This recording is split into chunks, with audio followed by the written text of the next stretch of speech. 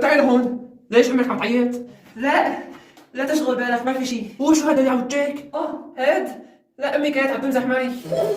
بابا امي عضتني عضه شلتني ايدي. يلا معلش، مالك اول واحد انت. انا بدي اشتكي عليها. وانا رح اكون شاهد معك. بابا شلونك؟ الحمد لله. ايش هذا على انفاك؟ امي كانت عم تسمع لنا درس، ممكن اسالها سؤال؟ ايه سأل. ايش معنى من بين العالم كلياته تجوزت امي يعني؟ قدري نصيبي. لازم تجيب لنا حل بقى. امك ايش عملت اكل اليوم؟ ما عملت اكل.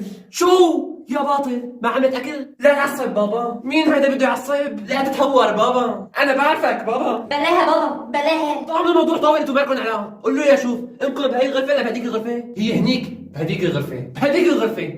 تمام.